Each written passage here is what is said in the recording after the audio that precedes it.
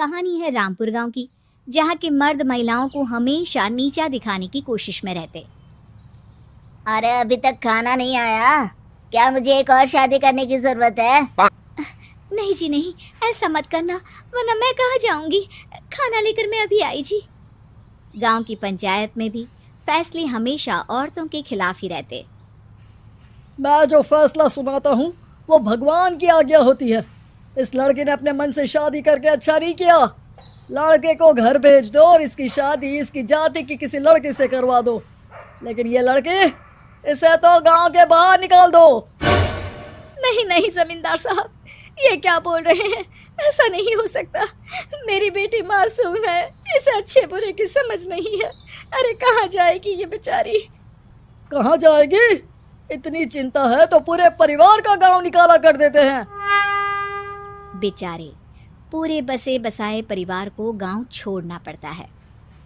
चाहे जो हो, अगर बेटियों को कंट्रोल नहीं कर सकते तो गांव में रहने का कोई मतलब नहीं है। यहाँ औरतों को दब कर रहना होगा। कोई भी अपने हिसाब से कुछ नहीं कर सकता, सब ईश्वर की मर्जी से ही होगा। तभी गांव का एक आदमी दौड़ा दौड़ा आता है। सरपंच साहब, जमींदार साहब, वो कालिया है ना, उसकी बेटी पढ़ने के लिए शहर जा रही है। अच्छा, ये कब हो गया? और कालिया की हिम्मत कैसे हो गई ऐसा करने की? लेकर आओ उसे और उसकी बेटी को। बस फिर क्या था, हाजिर हो जाते हैं कालिया और उसकी बेटी सरपंच के सामने। और कालिया, ये क्या सुनने में आ रहा है? बेटी को इंजीनियर बना रहा है तू? और ये बता, गांव में तो स्कूल नहीं है, फिर कहाँ से इतनी क्लास पास कर गई तेरी बेटी? राधा, जो कि कालिया की बेटी है, उसे लगता है कि सरपंच उसकी तारीफ कर रहे हैं। सरपंच जी, मैंने ऑनलाइन पढ़ाई की है, डिस्टेंस लर्निंग से। सभी में मैंने अच्छे नंबर पाए हैं, जिसे देखते हुए शहर की इंजीनियरिंग कॉलेज में मुझे स्कॉलरशिप मिली है। वाह जी वाह, क्या होती है ये?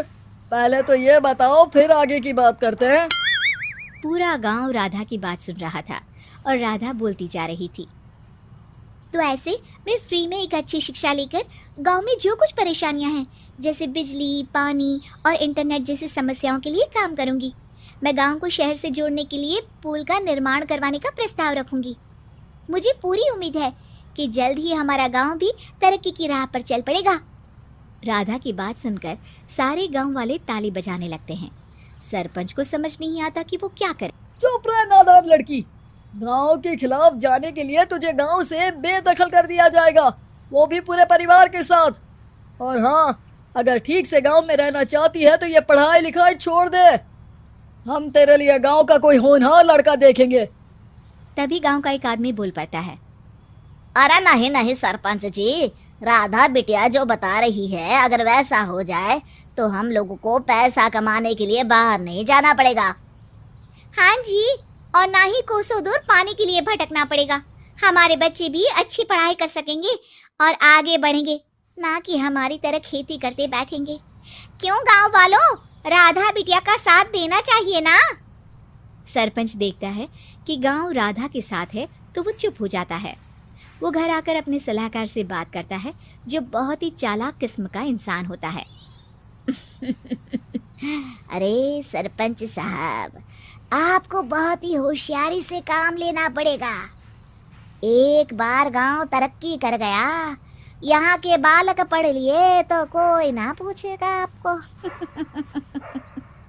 और फिर ये जो बेटा और बेटी है ना आपके, इनको भी आम लोगों की तरह ही जीवन जीना होगा।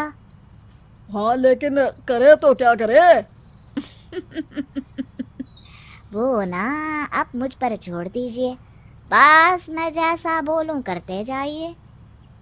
अगले रोज सुबह जब गांव वाले सोकर उठते हैं तो राधा के घर के बाहर और साथ ही वो लोग जिन्होंने राधा का सपोर्ट किया था, उनके घर के आगे लाल रंग से कल आऊंगी लिखा होता है। कल आऊंगी? यह क्या होता है? अरे यह तो खून से लिखा है, लगता है कोई भूत प्रेत या चुड़ैल का साया है। चलो सरपंच जी के पास चलते हैं। सभी सरपंच के पास जाकर उसे सारी बात बताते हैं। और ये तो बड़ी मुश्किल की बात है। चलो, मैं एक बाबा को जानता हूँ, उन्हें बुला लेता हूँ। सरपंच बाबा को लेकर गांव के घर के बाहर जाता है। ओहो, तो ये वो चुड़ैल है जो उन लोगों को निशाना बनाते हैं जो गांव को बदलने का सपना देखते हैं। वो गांव को ऐसे ही संपन्न देखना चाहती है, वो नहीं चाहती कि कोई बाहरी यहाँ का कायाकल्प करे। क्या तुम लोगों में से किसी ने गांव को बदलने की सोच रखी है? तभी राधा की माँ रोते रोते आती है।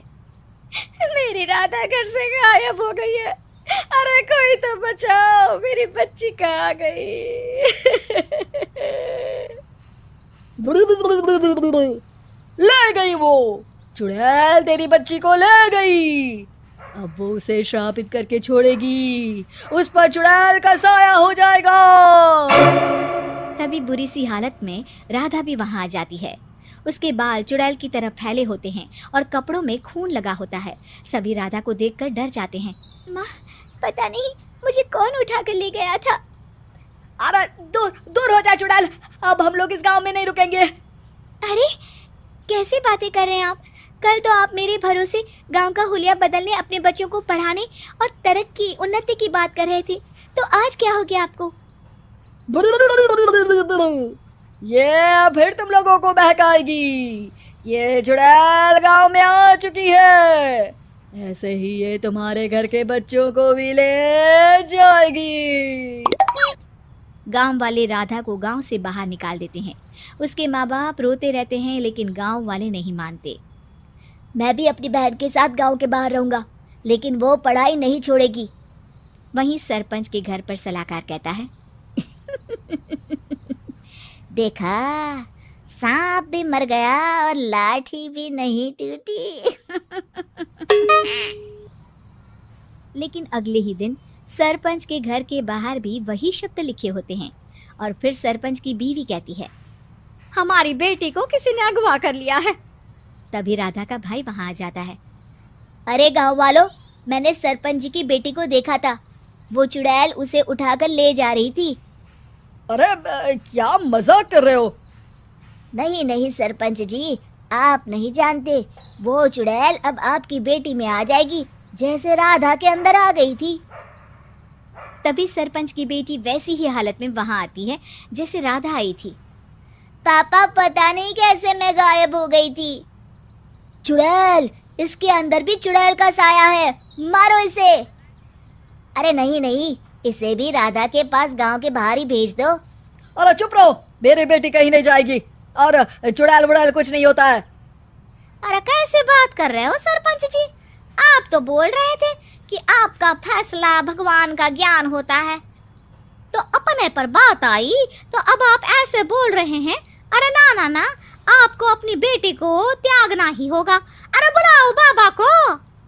राधा का भाई बाबा को ले आता है, जिसे अब गांव वालों के डर के कारण सच बोलना पड़ता है। मैं कोई बाबा नहीं हूँ, मैं तो मोची था। ये सलाहकार महोदय ने मुझे कहा था एक्टिंग करने को। वो मुझे पैसे देने वाले हैं। अब मुझे माफ कर दो। गलती हो गई, मुझे माफ कर दो। तभी वहां राधा आ जाती है। देखा सरपंच जी, जब गांव के बच्चे साक्षर होंगे तो आप जैसे लोगों की चालाकी नहीं चलेगी।